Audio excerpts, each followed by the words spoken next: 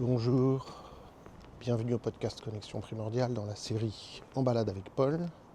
Et en ce moment, on passe en revue les différents schèmes, réflexes que nous utilisons en IMP et que nous estimons qu'il est bon que tout le monde connaisse. Et c'est pourquoi on veut démocratiser un peu ces connaissances autour des réflexes, puisqu'elles peuvent intéresser aussi bien les professionnels du monde, comment on pourrait dire, du corps, de la posture, les thérapeutes, kinésithérapeutes, ostéopathes et autres, que les gens du monde de la psychologie, les thérapeutes, les psychologues, ou les gens, on va dire, du monde de la cognition.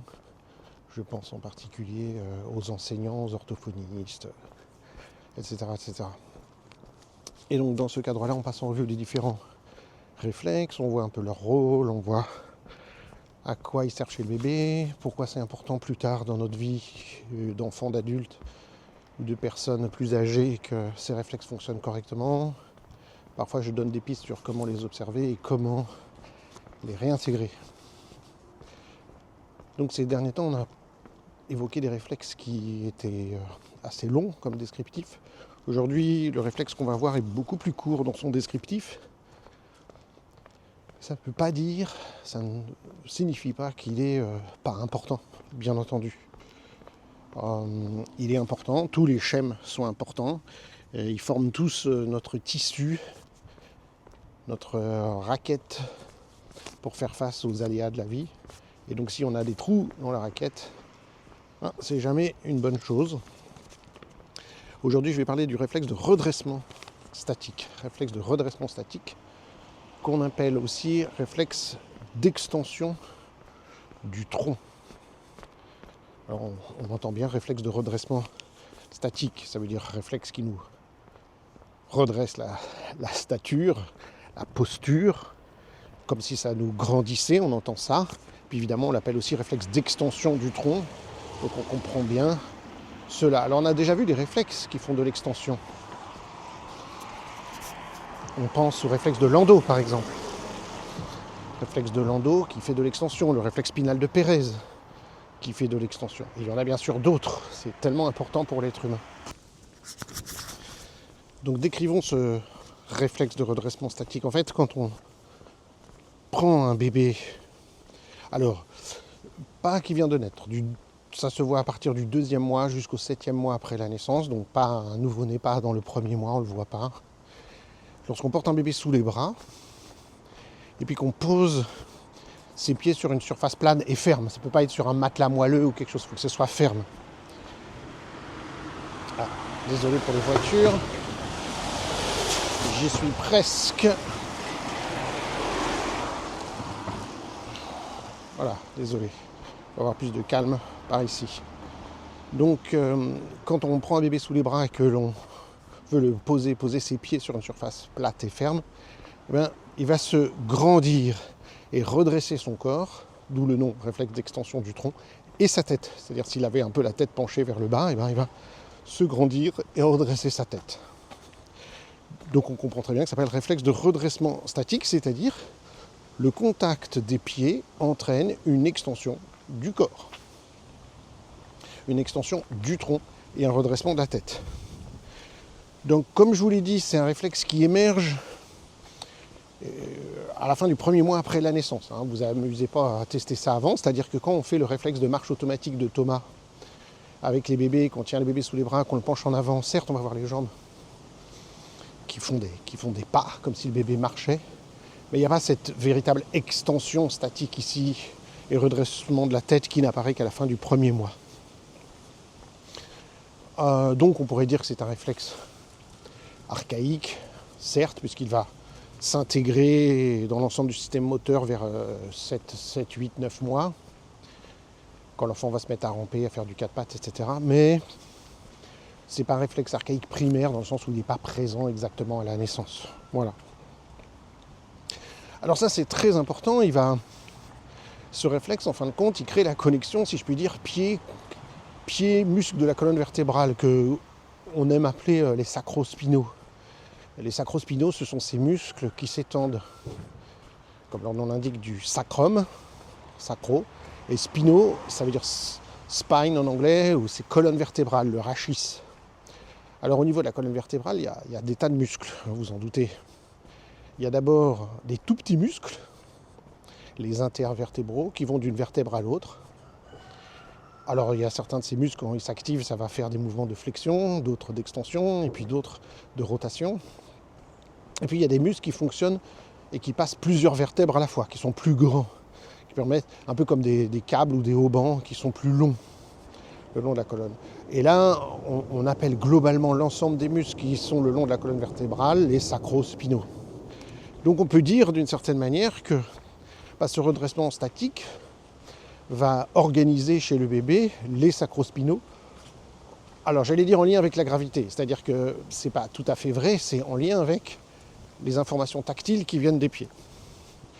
Alors, j'ai expliqué, j'ai déjà fait un podcast sur le réflexe de Babinski. J'ai dit que le réflexe de Babinski est un réflexe lié à l'allaitement.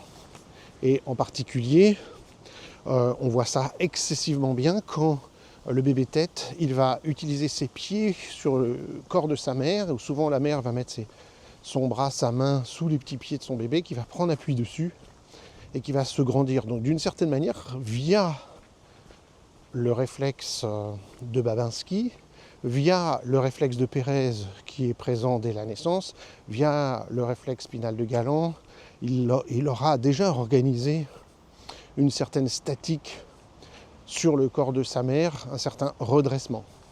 Mais c'est différent, c'est via pied, Pérez, et puis au niveau du cou, il y a d'autres choses qui se passent. Plus tard, il y aura le landau, dont on a déjà parlé, mais là, c'est encore autre chose. C'est vraiment l'organisation des muscles du corps, antérieurs et postérieurs, les chaînes antéro-postérieures, pour la statique, pour tenir debout en équilibre, à étirer le corps, à s'allonger, à se grandir en fait, c'est ça le terme. Dans un cas où le bébé est mis sur le ventre, il va lever sa tête, qui va faire un mouvement dit d'extension, alors qu'ici, au contraire, le bébé va mettre sa tête bien droite, le menton rentré, grandir, bien verticalisé. Donc vous voyez, c'est ça la différence. Donc évidemment, on imagine bien que ça va affecter une dimension très importante, comme la dimension de ce qu'on appelle la focalisation, la dimension avant-arrière. Donc ça, c'est très important, et ça va me permettre d'organiser bien ma ligne médiane. Alors, ce réflexe, évidemment, plus tard, il va s'intégrer, c'est-à-dire qu'il va se transformer au sein d'un nouveau réflexe qui sera un réflexe de vie, ou les réflexes de vie. Et en particulier, celui-ci est très très proche de ce qu'on appelle le réflexe de gravité, ou la réaction de gravité, qui me fait prendre conscience d'une ligne interne qui me sépare entre l'avant et l'arrière, et la droite et la gauche. Pour pouvoir avoir conscience de cette ligne, de cet axe de mon corps entre avant, arrière et droite et gauche, il y a plein de muscles qui doivent s'organiser dans le corps, mais avant que tous ces muscles, toutes mes chaînes musculaires antéro-postérieures et latérales s'organisent dans mon corps, il faut que j'ai travaillé mon extension. Donc il faut que j'ai au préalable mis en place ce réflexe archaïque d'extension du tronc, ou de redressement statique, comme vous voulez l'appeler. Alors évidemment, on peut dire que ce réflexe est à la base de ce qu'on a tendance à appeler une belle ou une bonne posture, parce que c'est là où le bébé va organiser ses fléchisseurs et ses extenseurs pour aller vers une droite, une verticale, une belle extension. Et encore une fois, je répète, c'est une extension qui implique la colonne vertébrale du sacrum au cervical, donc avec la tête qui permettra de mettre le regard à l'horizontale. Ça, c'est très important.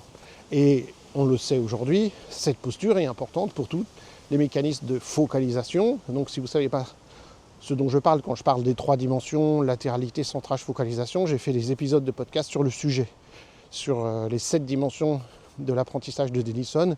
Et évidemment, dans les 7, il y a ces 3 dimensions spatiales. Donc écoutez-les si vous ne savez pas de quoi je parle, c'est dans le podcast Connexion primordiale. Or, on sait aujourd'hui que la dimension de la focalisation est très liée à tous les processus cognitifs, et en particulier les processus d'attention, de concentration. On le comprend très bien. Soit je vais aller me focaliser vers l'avant, c'est les détails, soit je vais faire une marche arrière, en quelque sorte, une prise de recul, et ce sera la vue d'ensemble, la globalité. Pour que je puisse aller vers les détails ou reculer pour avoir la vue d'ensemble, il faut que mon tronc soit bien organisé dans l'espace pour que je puisse aller de l'avant ou de l'arrière. Donc évidemment, on comprend que ce réflexe est un préalable à la marche bipédique. C'est-à-dire que, évidemment, le bébé, il ne pourra pas marcher debout s'il n'a pas une belle extension du tronc. Et donc, qu'est-ce qu'il fait ? Vous allez me dire, le bébé, t'as dit qu'il intègre ça vers 7, 8, 9 mois. Quoi. Donc ça veut dire que ce réflexe de redressement statique existe avant que le bébé soit capable de se mettre debout tout seul. C'est ça, ça peut sembler paradoxal en disant, non. Eh ben oui. Pourquoi c'est logique, en fin de compte ? Parce que le réflexe de redressement statique, c'est que régulièrement, vous portez votre bébé. Quand vous portez votre bébé, souvent, vous allez le mettre face à vous, vous allez le porter sous les aisselles, et il va se redresser comme ceci, et ses pieds vont toucher le sol, et il va se grandir fort, fort, fort comme ça, il va chercher à vous regarder, vous allez communiquer avec lui, vous établissez un regard, et vous jouez un petit peu. Des fois, vous voulez asseoir le bébé, et puis ses pieds touchent le sol, et il reste tout raide. Tu dis, mais non, assieds-toi bébé, mais non, il reste tout raide. Mais oui, il est tout raide, le redressement statique, c'est un réflexe archaïque, c'est-à-dire, il doit s'inhiber, parce que là encore, c'était vrai quand j'ai expliqué le Pérez ou quoi, ou surtout le Landau, pardon, si ce réflexe reste actif, je reste trop raide, trop rigide. Donc, quand le bébé fait ses premiers pas, s'il est trop rigide, avec les genoux verrouillés et au garde à vous, trop au garde à vous, il ne va pas trouver son équilibre. Il n'y aura pas la souplesse nécessaire à garder son équilibre en position debout. Donc il va tomber. Et comme en plus il risque d'être tout raide, au lieu de fléchir, comme vous voyez très bien, un bébé qui tombe, il fléchit tout son corps. Et donc il tombe sur ses fesses, ou il tombe par devant, il met les mains et il se fait pas mal. Mais s'il était tout raide comme un bout de bois, là il se ferait mal. Soit en arrière, il se taperait l'occiput par terre, soit en avant, il se casserait le nez, littéralement, par devant. Donc il faut que le bébé, au moment où il fasse ses premiers pas, il ait, oui, développé ses extenseurs, mais un bon tonus des extenseurs. Donc avant qu'il marche debout, il va y avoir un excès, c'est-à-dire évidemment qu'il faut un excès parce qu'il faut contrebalancer les 9 mois que j'ai passés en position fétale avant. Donc il va falloir pendant plusieurs mois avoir un peu de rigidité pour ensuite la libérer et passer à de la souplesse dans la position debout. Quand on est debout, on n'est pas au garde à vous. Il y a une bonne différence. Le bébé, le réflexe d'extension du tronc, c'est le garde à vous, qu'il a pendant quelques jours, il expérimente par-ci, par-là, quand on le met debout, qu'on veut l'asseoir, etc. Il expérimente un peu extension, il fait un peu de gym, de grandissement de sa colonne vertébrale et de positionnement de sa tête. Et cette petite gym doit changer ensuite. Et comment il va changer ? Qu'est-ce qui se passe vers 8-9 mois quand on dit que le réflexe va s'intégrer ? Il va se mettre à ramper, il va se mettre à faire du 4 pattes ensuite. Et dans le 4 pattes, il va apprendre à se stabiliser en position quadrupédique et travailler tout ce qu'on pourrait appeler le gainage. Il va faire beaucoup de gainage. Le 4 pattes, c'est énorme pour toute la mise en place articulaire, gainage. Et à ce moment-là, son rachis, sa colonne vertébrale, va se développer autrement en position quadrupédique et va pouvoir là réguler le contrôle fléchisseur-extenseur. Là, il faudrait que je vous explique plein de choses, entre autres sur le réflexe tonique symétrique du cou, et ce sera pour un podcast futur. Et donc ça, c'est absolument essentiel, cette phase du 4 pattes pour réguler le tonus postural du corps. Et ensuite, une fois qu'il est passé par le 4 pattes, il pourra se mettre debout, et là, tout est en place. Le réflexe de redressement statique, à ce moment-là, n'est plus censé être présent.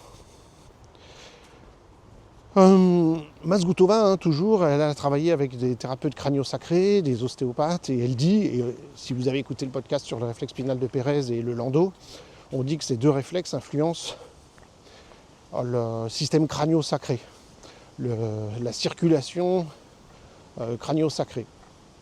Et celui-ci, c'est le même combat. En fait, ce sont 3 réflexes qui sont liés à l'extension, 3 réflexes qui font une chose similaire, qui sont synergistes. Et donc, c'est important de savoir ça. Alors, pourquoi je dis que c'est important de savoir ça ? Surtout si vous êtes thérapeute crânio-sacré. Si parfois, vous avez du mal dans vos traitements, vous sentez que la personne, malgré ce que vous faites, elle a du mal à je sais pas comment vous dites, à prendre votre traitement, à recevoir votre traitement manuel crânio-sacré, allez voir le Pérez, allez voir le Landau, et n'oubliez pas le redressement statique. Alors, j'ai dit que ce réflexe, ensuite, il va s'intégrer. Qu'est-ce que ça veut dire intégrer ? C'est pas juste s'inhiber et disparaître, c'est s'intégrer, ça veut dire qu'il se transforme en réflexe de vie. Il sert de base pour créer des réflexes de vie. Alors j'en ai déjà cité un il y a un instant, où j'ai cité le réflexe de gravité, la réaction de gravité. On en parlera plus tard, mais dans un podcast ultérieur. Mais il y en a aussi un autre qui est très important, que j'ai déjà évoqué dans les podcasts, mais on fera un podcast sur le sujet énorme, qui s'appelle le réflexe de protection. Ce réflexe de protection qui utilise ce tonus musculaire minime et permanent pour que je tienne debout, et qui, grâce à mon sens de neuroception, comme dirait Stéphane Porges de la théorie polyvagale, fait que je suis en permanence, quand j'ai dit je devrais dire mon cerveau et j'en suis inconscient, cherche en permanence le danger au niveau visuel et auditif, et dès qu'il perçoit quelque chose qui lui semble être dangereux, c'est pas forcément un vrai danger, c'est quelque chose qui me semble être dangereux, ce réflexe de protection va agir par du sursaut, par de la fuite, par de la lutte, etc. Ou de l'immobilisation, du figement. Et donc, ce réflexe de redressement statique, il sert de base à ça, entre autres choses. Il va se transformer en réflexe de protection. On peut dire que le réflexe de protection, de toute façon, c'est le réflexe de gravité. Le réflexe de gravité, c'est comment je tiens face à la gravité, et dès que je perçois un danger, ça se transforme en un réflexe un peu plus fort qui devient du réflexe de protection. On peut dire ça, en quelque sorte. Mais donc, si vous voyez... comme il est responsable de la mise en place de la posture, ce réflexe de redressement statique, quand vous voyez que vous êtes, entre guillemets, avachi, que vous avez du mal à vous concentrer, que votre enfant est fatigué à faire du travail de bureau ou de l'école, etc., eh bien, on peut aller regarder aussi ce réflexe pour voir si il fait partie des réflexes qui l'empêchent et qui peut faire en sorte que je suis un petit peu avachi, quoi. Oui, je manque de redressement du tronc, voilà, c'est son nom. Mais aussi, ce qui va être important, c'est de prendre conscience que toute cette dimension de la focalisation et cette dimension de grandissement, je vous ai dit, est liée à un redressement de la tête. Et donc au niveau visuel, c'est hyper important. C'est hyper important pour pouvoir développer le sens visuel dit distal, de regarder au loin. C'est-à-dire, typiquement, si c'est l'enfant, c'est d'aller voir le tableau, de regarder le tableau, puisque c'est redresser la tête pour regarder au loin. Si je suis trop avachi avec un manque d'extension, je vais être avachi, je vais avoir la tête penchée vers le bas, et je vais devoir courber ma tête par rapport à mon corps, donc faire une grande extension de tête pour regarder devant moi, casser la nuque, entre guillemets, ce qui est loin d'être l'idéal pour la circulation des fluides, des artères du sang, de nourrir le cerveau. On sait très bien qu'il faut garder une belle posture. Si vous faites du chant, jamais, aucun professeur de chant ne vous laissera vous avachir. D'ailleurs, on ne chante pas assis, ça n'existe pas. Il n'y a pas de cours de chant qui se fait assis, que ce soit opéra, chorale ou quoi que ce soit. C'est toujours debout, il faut cette verticalité, et pour l'air, et pour le système visuel, pour la voix, pour nourrir le cerveau, pour plein de choses. Donc ça, je vous l'ai dit, si ce réflexe se met pas bien en place dans le développement, on risque d'avoir une posture qui penche vers l'avant, un peu dite d'avachissement ou de surfocalisation, avec la tête qui part en avant, par exemple. Et donc, on peut se retrouver des fois avec un, entre guillemets, trait de caractère, c'est-à-dire une propension à être donc trop vers l'avant, trop sur les détails, toujours surfocalisé, et avoir du mal à prendre la globalité, puisqu'on a du mal à redresser sa tête et à voir de loin, donc à prendre du recul, et on peut avoir tendance à avoir, alors je mets des gros guillemets, une vision un peu étroite des choses, parce que finalement, physiquement, j'ai beaucoup plus de facilité à aller vers les détails, pencher ma tête en avant, que de prendre du recul, de me grandir. Et vous voyez comment, encore une fois, un réflexe, entre guillemets, postural, n'est pas qu'un réflexe postural. Évidemment, son nom dit extension du tronc, donc on dit c'est un réflexe de posture, oui, mais va générer une posture qui me prédispose plus à me concentrer sur les détails qu'une posture qui me permet d'aller vers la globalité, la vue d'ensemble. Et donc on pourrait qualifier quelqu'un de dire, je sais pas, il est tatillon, et il n'est pas capable d'avoir une vue d'ensemble et tout, alors que quand on regarde, on peut très bien voir, je veux dire, quand je dis ça, je dis je peux et tout parce que je prends la prudence quand j'enseigne, mais je peux vous dire que dans mon cabinet, combien de fois on a vu ce genre de choses, où ces enfants ou ces adultes qui étaient tatillons, qui manquaient de perspective et de vue d'ensemble, on s'aperçoit qu'il y a ce réflexe de redressement statique qui n'est pas bien équilibré, et qu'une fois qu'on l'a remodelé, eh bien ce, entre guillemets, trait de caractère disparaît, et que la personne se retrouve capable d'avoir détail et vue d'ensemble. Ça, j'ai vu ça, je veux dire, toute ma carrière, le nombre de fois, vous ne pouvez pas imaginer, puisque c'est tellement énorme, le nombre de gens qui viennent nous voir, qui viennent nous voir avec une dimension de la focalisation, donc avant-arrière non équilibrée, et qu'en l'équilibrant, on a ces changements énormes. Et donc la dimension de la focalisation, il y a plein de réflexes qui sont derrière, bien entendu, j'en ai parlé dans le podcast dédié, et entre autres, il y a ce réflexe de redressement statique. Alors quelques éléments de prévention pour le bébé. Eh bien, on met pas les bébés dans des dispositifs, quels qu'ils soient. Pour élever un bébé, je dis depuis quand j'ai commencé enseignant et que j'avais 19 ans, j'enseignais déjà ça. Pour élever un bébé, tout ce dont vous avez besoin, c'est 2 bras aimants et le sol. Point, barre. Et des fois, je rajoute éventuellement une écharpe de portage quand vous voulez libérer vos mains et porter votre bébé. Mais on a besoin de bras aimants et du sol. C'est tout. Pourquoi j'ai dit ça à l'époque ? Parce qu'à l'époque, quand je suis devenu formateur pour le BAFA, et oui, en vrai, j'ai passé mon BAFA à 17 ans, puis j'ai été repéré par les profs du BAFA, et il y a une équipe de psychologues qui proposait une formation et de formateurs. Et donc j'ai fait une formation de formateur d'une dizaine de jours avec des professionnels de la formation pour devenir formateur.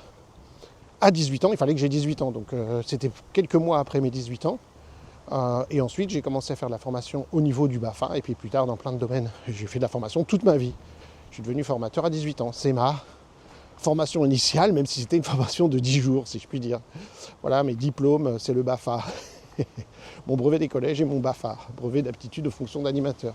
Plus tard, j'ai passé le BAFD pour être directeur de colonie de vacances, mais j'ai jamais exercé en tant que directeur seul, parce qu'après je suis parti à faire du brain gym et tout ça dès que j'avais 21 ans.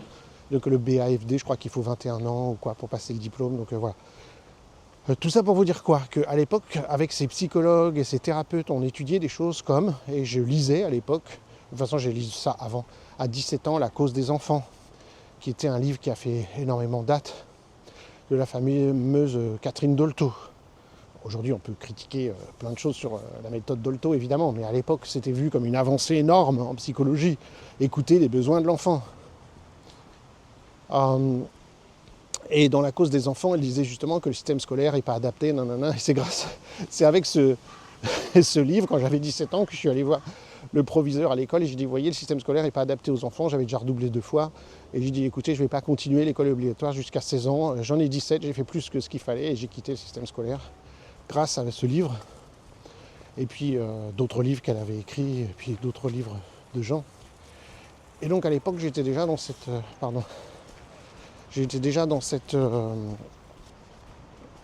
dans cette démarche en particulier, ces gens-là, ils travaillaient sur le sommeil et le respect du sommeil des enfants, de ne pas réveiller les enfants le matin. C'est tellement important le sommeil, donc c'est quelque chose qui m'a passionné, puis tout ce qui est le développement de l'enfant. Donc c'est là où je veux en venir.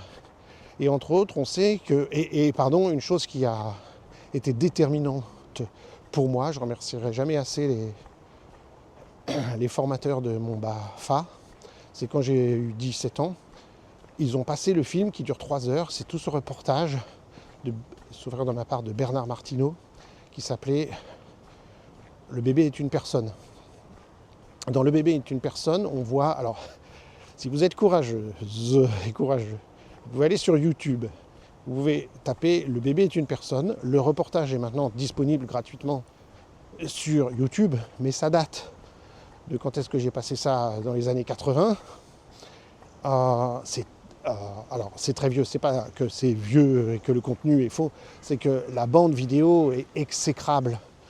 C'est tout petit, c'est très mal scanné, donc on voit très mal et on entend moyen. Donc il faut vraiment être courageux pour regarder l'ensemble du truc. Mais il faut savoir qu'il existe en version livre de poche, vous pouvez trouver ça à 2 €, je suis sûr, dans des bouquinistes sur internet ou quoi. Le bébé est une personne. Et j'insiste là-dessus parce que à l'époque, avec Françoise Dolto, avec tout un tas de gens, Brazelton et justement Michel Audin, j'y viens dans un instant, et d'autres, celui qui a créé entre autres l'aptonomie, Franz Fellman, un truc comme ça. Désolé si j'écorche son nom, Fellman, un truc comme ça. On a commencé à avoir les bébés complètement différemment. Il faut savoir qu'avant les années 80, les bébés, si on devait les opérer, on ne mettait même pas d'anesthésique parce qu'on considérait qu'ils qui ne sentent rien. Et donc là, ce genre de reportage, c'est ce Bernard Martineau, un journaliste extraordinaire, il a fait plein de choses géniales toute sa vie. Bernard Martineau, j'espère que c'est bien lui, mais je suis quasiment certain que c'est de Bernard Martineau, il a été interrogé en France, en Allemagne, je sais pas, dans plusieurs pays, ces nouveaux chercheurs autour de cette nouvelle manière de voir les bébés, l'évolution des bébés, comment grandissent les bébés, la communication avec les bébés et leur maman, la naissance, les naissances naturelles, les naissances dans l'eau, tous les trucs un peu qui à l'époque étaient considérés comme parallèles et nouveaux, un peu héritiers des années 60-70, révolution culturelle et tout et tout. Et ça fait grand bruit, ce reportage, parce que ça fait connaître au grand public une nouvelle vision de la maternité, de la naissance, du bébé. C'était dans tout ce courant, je vous ai dit, Françoise Dolto et compagnie. C'était énorme. Mais moi, j'ai vu ça, ça a été pour moi énorme. Pourquoi ça a été pour moi énorme alors que j'avais 17 ans? Parce que j'ai souffert toute mon enfance de l'école. Pour moi, c'était un enfer, l'école. Je détestais cette société qui m'obligeait, ceci, cela. Et quand j'ai découvert qu'il y avait une nouvelle, en quelque sorte, quand j'ai découvert ça, je dis, je savais bien qu'il en était autrement, je savais bien que c'était pas ça, l'éducation qu'on était censé recevoir et tout. Notez que ça n'a pas du tout évolué du bon sens, du bon côté, hein, si vous voulez mon analyse des choses. Mais bref. Donc moi, à 17 ans, je me suis dit, mais enfin voilà, ils ont tout compris.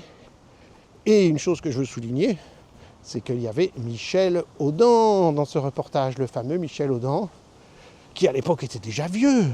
Dans le reportage, moi j'avais 17 ans, il avait une cinquantaine d'années dans le reportage, ou presque, donc il était déjà vieux.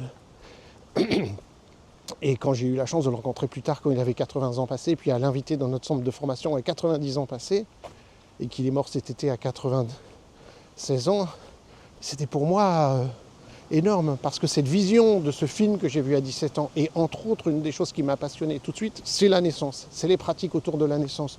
Je savais qu'il y a une erreur, qu'on faisait une erreur qu'on fait toujours aujourd'hui dans ces accouchements médicalisés, non respectueux du rythme de la mère, de l'enfant, de tout un tas de choses. J'ai envie de dire des accouchements iatrogènes. Je savais qu'il y avait une autre manière de faire. Donc j'ai lu à l'époque des livres de Michel Audin et ça m'a retourné le cerveau dans un sens positif. Je dis bah oui, on peut respecter les femmes, on peut respecter les bébés, on peut avoir une autre vision de la maternité, de la naissance, de la petite enfance, etc. C'est pour ça que j'ai eu énormément de chance quand plus tard j'ai rencontré Ludivine qui avait une formation de doula et qui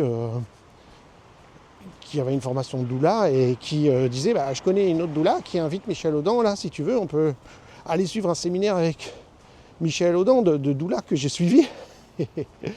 Évidemment j'étais tellement content, vous vous rendez compte, j'étais fan à 17 ans et ce n'est qu'à quel âge j'avais 40 et quelques années que je rencontre Michel Audin. Il y a maintenant... je sais très bien, ça fait plus de 10 ans maintenant, donc j'avais 45 ans, un truc comme ça. C'était pour moi l'accomplissement d'un rêve. Désolé, je raconte ma vie, mais je pense que c'est important de connaître cette histoire de tous ces gens extraordinaires. Dans le reportage, Le bébé est une personne, on voit très bien aussi l'autonomie, cette capacité à communiquer par le toucher à travers le corps de la mère avec le bébé et le père, ou la mère et son bébé, etc. Pour moi, tout ça, ça m'a bouleversé énormément et ça a changé toute ma vie. Puisque tout de suite, j'ai travaillé avec les enfants, c'est ce que j'ai voulu faire. J'ai ensuite fait du brain gym, j'ai travaillé avec les enfants en difficulté scolaire, etc. Et évidemment, j'ai été très sensible à tout ce qui est naissance naturelle, allaitement, portage physiologique, etc. Et donc évidemment, quand j'ai eu des enfants, j'ai mis en pratique tout ça. Donc c'est moi, avec grande fierté, qui ai assisté madame dans sa naissance, quasiment tout seul, en salle nature, physiologiquement. On a allaité nos enfants j'allais dire très tard. C'est pas très tard, quelques années, c'est tout à fait normal, mais c'est considéré aujourd'hui comme long, alors que c'est juste normal. Bref, c'est pour vous dire que dès que j'étais très jeune, j'ai tenu ce discours de respect du sommeil de l'enfant, de naissance, de tout un tas de choses, et en particulier de dire que tout ce dont on a besoin pour élever un bébé, c'est 2 bras aimants et le sol, et éventuellement une écharpe de portage. À ceci près qu'aujourd'hui, je dis la même chose, sauf que quand je dis 2 bras aimants, c'est pas forcément toujours les bras de la même personne, c'est pas forcément la maman ou le papa. Il y a besoin de 2, je devrais dire, pas DEX, mais deux bras aimants. Il a besoin de toute une tribu, il a besoin d'autres enfants, il a besoin de personnes âgées, il a besoin de beaucoup de contacts, d'attachements primaires et secondaires. Voilà.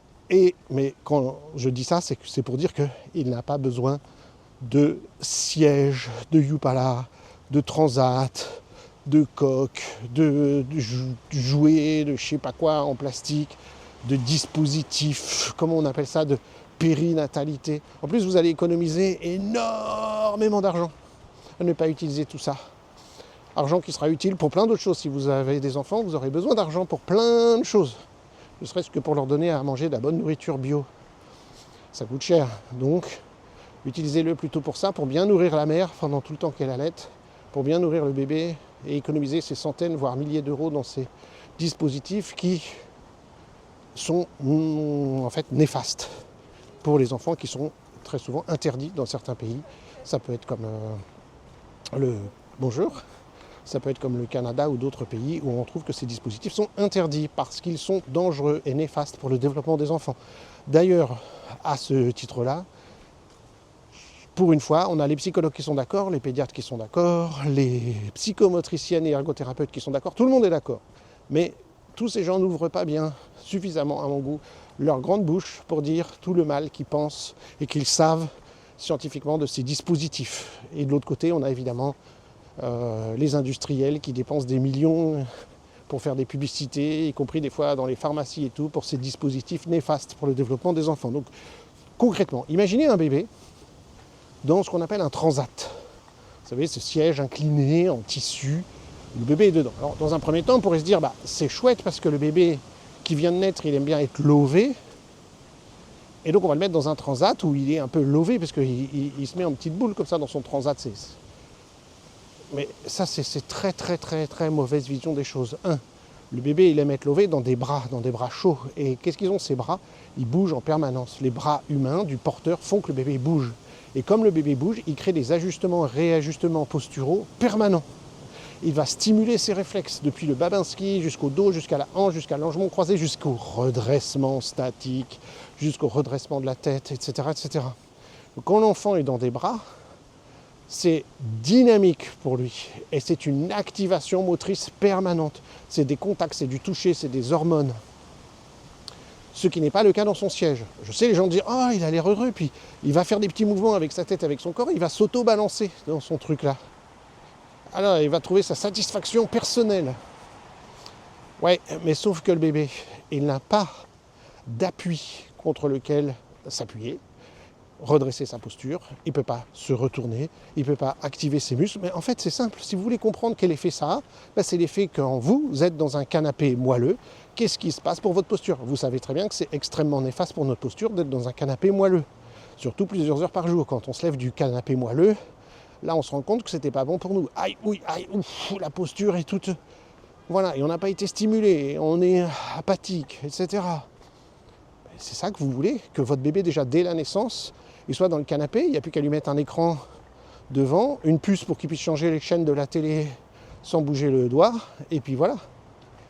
Non, non, non. Je sais ce que vous allez me dire. Vous allez me dire, quelques minutes par jour, ça ne va pas faire de mal.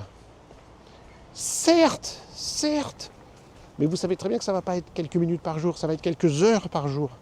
Et une fois qu'on a quelque chose, c'est très difficile de s'en passer. C'est très difficile. Ah, on va acheter une télé, mais on ne la regardera pas. Et bien sûr, bien sûr. Ah, je ne dis pas que ce n'est pas vrai pour certaines personnes. C'est peut-être vrai pour certaines personnes. Mais c'est plutôt vraiment des exceptions. C'est comme les gens qui achètent une tablette de chocolat. Je connais une seule personne et qui peut avoir une seule tablette de chocolat et en manger un demi-carré tous les quelques jours et qu'une tablette lui fait plusieurs semaines, voire plusieurs mois. Pour moi, c'est de la science-fiction. T'achètes une tablette de chocolat, elle va être mangée dans la journée. Donc, bon, là, moi, c'est particulièrement un mauvais exemple. Donc, n'achète pas de tablette de chocolat, dans mon cas. Pour les dispositifs pour enfants, c'est très difficile, parce que c'est tellement pratique. Alors que si on prend l'habitude de mettre l'enfant par terre, il n'y a aucun problème. En plus, nous, on va s'accroupir, ça va être bon pour notre hanche, pour notre dos, ce qui est une bonne chose à prévoir quand on va avoir des enfants, d'être en bonne forme et de faire des squats régulièrement, et d'aller au sol, et de se relever, pour jouer avec nos enfants, pour faire plein de choses. Donc, voilà, l'enfant a pas besoin de ça. Et il n'a pas besoin, encore pire, de Yupala, qui serait sans doute la chose la plus dangereuse et néfaste pour un enfant. C'est-à-dire qu'on va le verticaliser dans un siège qui l'oblige à se tenir debout, à se verticaliser, c'est-à-dire à stimuler sa posture d'une manière où il n'est pas censé faire, où son bassin n'est pas prêt, sa colonne vertébrale n'est pas prête, ses muscles ne sont pas prêts, ses articulations ne sont pas prêtes. C'est une catastrophe. Plus que c'est dangereux, il roule à droite, il roule à gauche, il apprend à marcher à reculons. Combien d'enfants se prennent les escaliers? Alors je sais que maintenant les Yupala sont plus machin truc pour éviter les escaliers et tout, mais enfin, pourquoi? En plus ça encombre nos maisons et nos appartements. Il a l'air content, il a l'air content. Écoutez, oui, il a l'air content, mais il n'est pas mécontent quand vous le mettez au sol et qu'il apprend à se retourner, à se grandir, à bouger, à faire tout un tas de choses. Il n'est pas mécontent, il est tout aussi content. Vous lui mettez des jouets, vous le mettez sur un tapis de jeu, et il est tout aussi content. Et ça ne vous aura rien coûté. On sait que ces dispositifs de portage, comment on pourrait dire, de dispositifs, on va dire de périculture, sont néfastes pour les enfants. Donc, c'est pas la peine d'en utiliser. L'enfant ne doit pas activer les muscles, les articulations et les choses qui ne sont pas prêtes. Quand il ne fait pas quelque chose de lui-même, c'est qu'il n'est pas prêt. Il y a différentes étapes à respecter. On ne peut pas sauter les étapes. On ne peut pas aller trop vite. L'enfant marchera. L'enfant a besoin avant ça de se retourner, à faire du quatre pattes. Et si vous l'empêchez, eh bien finalement, en allant trop vite ou en le mettant dans des dispositifs, ça va être problématique. Et après, eh bien on va se retrouver avec des abonnements chez le kiné, des abonnements parce qu'on a des troubles du dos, parce qu'il ne se tient pas droit, parce qu'il a du mal à marcher. Non. Vous voyez, l'IMP c'est économique, on n'a pas besoin de tout ça. On n'a pas besoin de tous ces jouets en plastique, on n'a pas besoin de... Bref. Désolé pour cette longue parenthèse, mais ça s'appliquera à plein d'autres réflexes, à plein de choses. Hein. On en profite de chaque réflexe pour parler de différents concepts qu'on aborde en IMP, et je pense que ça c'est important. Encore une fois, la seule chose dont on a besoin, si on veut porter notre enfant, c'est une écharpe, tout simplement.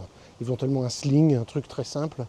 Voilà, c'est logique si on veut être proche de notre enfant, on est en train de l'allaiter, puis on veut utiliser nos mains pour faire quelque chose. Voilà. Dans tout ce que j'ai dit, évidemment, il y a une exception, mais j'espère que vous ne pensez pas que je vous dis le contraire. C'est que, évidemment, quand on doit transporter nos enfants en voiture, eh bien, il faut le dispositif adéquat, sécurisé dans la voiture, bien entendu. Quand je dis qu'on ne doit pas utiliser de dispositif pour enfants, ça ne parle pas de la voiture. Hein. Je ne suis pas... je ne préconise pas de mettre les enfants sur ses genoux et au moins de coup de frein, hop, ils passent par la vitre. Non, ce n'est pas ce que j'ai dit. Je parle de à la maison, dans la vie quotidienne, évidemment. Cela étant dit, pour le dispositif de voiture que parfois on peut retirer avec le bébé et ensuite laisser le bébé dormir dedans, non, désolé. Ce n'est pas une chose qui est recommandée par les pédiatres et par les psychomotriciennes, etc. On ne laisse pas notre bébé dormir complètement dans des postures complètement catastrophiques dans ces sièges de voiture. Donc le siège de voiture, il reste dans la voiture, on prend le bébé, on le sort, et voilà, il dormait, et s'il est vraiment fatigué, il se rendormira. Mais on ne laisse pas le bébé dans un dispositif pour voiture, hors de la voiture. Alors en résumé, pour ce fameux réflexe de redressement statique, où j'avais dit que ça irait vite, ce sera très court, c'est tout ce qui est grandissement de l'ensemble du corps, se tenir droit facilement, contrôle de la posture, la bonne coordination, parce qu'il faut que pour me coordonner mes mains, etc., ou même mes jambes pour courir aussi, mes bras et mes jambes pour courir, que ma posture soit bien érigée, donc ça c'est important pour la coordination. C'est la capacité, et c'est important, hein, j'espère que vous l'avez compris, de s'étirer, de se grandir, mais aussi de se détendre. J'ai dit, si le réflexe est mal équilibré, je vais être trop dans le dur, et s'il est ou trop dans le mou, j'ai besoin des deux. Ni trop peu. Ça va me développer des bonnes perceptions, en particulier au niveau visuel, parce que ma tête est bien positionnée. Ça va m'aider au niveau de la concentration et d'apprendre, d'être à l'aise à l'école pour apprendre. Et puis évidemment, ça intéressera, comme je l'ai dit, les kinés, les ostéos, que c'est très important au niveau du système crânio-sacré. Pour terminer sur ce sujet-là, enfin sur ce schème-là, quelques petits mots sur les schèmes synergistes et antagonistes. Les synergistes, je pense que ça coule de source. Nous avons le réflexe ou réaction de Landau, j'ai déjà fait un podcast sur le sujet. Le réflexe spinal de Pérez, j'ai déjà fait un podcast sur le sujet. Et nous avons un réflexe majeur qui est le réflexe de redressement de la tête. Alors attention, le réflexe de redressement de la tête, oculaire et labyrinthique, je n'ai pas encore fait de podcast sur le sujet, c'est un réflexe de vie. Donc je ne l'ai pas dit, c'est vrai, mais ça va se transformer, la partie supérieure du réflexe de redressement statique va se transformer, où la main, le relais va être pris par le réflexe de redressement de la tête, oculaire et labyrinthique. Et puis un autre réflexe qui va dans le bon sens, c'est dans le bon sens, dans la synergie de ça, c'est l'orientation cognitive de Pavlov, qu'on appelle en IMP souvent le réflexe de la curiosité. Oui, c'est vrai que l'enfant, il faut qu'il ait, j'ai envie de dire, une certaine vivacité d'esprit, une certaine curiosité, un certain intérêt pour se redresser, pour se grandir, pour avoir envie de s'ériger. Donc ça c'est important, ce réflexe de redressement statique dépend aussi de mon éveil cognitif, si je puis dire. Alors, en revanche, quand je dis en revanche, je veux dire les schèmes antagonistes, ceux qui vont fournir la stimulation contraire. Et c'est utile d'avoir la stimulation contraire pour pouvoir réguler mon tonus. C'est tout petit le moro, que ce soit en ouverture ou en fermeture, puisque le moro c'est je quitte ma position initiale pour aller d'abord vers plus d'extension et ensuite vers plus de flexion. Alors là j'ai fait un double podcast, c'est pour l'instant le seul réflexe qui a 2 épisodes de podcast, moro première partie, moro deuxième partie. Donc le moro c'est cette ouverture-fermeture, c'est-à-dire extension-flexion. Si le bébé est soumis à du moro, il ne va pas pouvoir activer son réflexe de redressement statique. Ça sous-entend, j'ai dit que le réflexe de redressement statique, il apparaît au 2e mois, et puis il va s'établir progressivement 4, 5, 6, 7 mois, voilà. Si le bébé n'intègre pas son moro et garde un moro qui est censé s'inhiber à la fin du 3e mois, donc à 4 mois, 5 mois, le bébé il a toujours du moro excessif, il y a de fortes chances pour que le réflexe de redressement statique ne puisse pas se mettre en place correctement. Donc ça c'est quelque chose qu'il faut regarder. C'est-à-dire que si je vois un enfant qui a et du moro et du redressement statique non intégré dans mon cabinet, c'est pas comme ça qu'on fait en IMP, on demandera à la personne ce qu'elle sent le plus important pour elle de travailler, mais il ne faudra pas passer à côté du moro. Parce qu'il y a de fortes chances pour que le moro empêche la bonne intégration du redressement statique. Et évidemment, pour terminer, nous avons le réflexe tonique labyrinthique, non pas en extension, puisque évidemment le réflexe tonique labyrinthique en extension, il va plutôt seconder et être plutôt du côté synergiste, même s'il ne l'est pas vraiment, puisqu'il va vers l'extension, alors que là, c'est plutôt un synergiste. En revanche, la version de flexion devrait s'intégrer, fait le contraire, puisque la flexion, c'est quand la tête va aller en flexion, tout le corps va aller en flexion. Donc si j'ai un excès de RTL en flexion, là aussi, j'aurai du mal avec le redressement statique. Et on peut dire que le redressement statique vient équilibrer l'excès de RTL en flexion, et le RTL en flexion vient équilibrer l'excès de redressement statique. Donc tout ça fonctionne dans un couple postural qui doit s'ajuster, se réajuster en permanence. Donc voilà un petit peu les choses que je voulais dire sur le réflexe de redressement statique, que je trouve moi passionnant aussi, parce que je trouve que c'est important tout ce qui touche à la posture, et encore une fois on voit que cet aspect postural a une implication cognitive majeure, entre autres via la dimension de la focalisation. Je vous souhaite une très bonne journée, et encore une fois je vous remercie de m'accompagner dans mes promenades quotidiennes.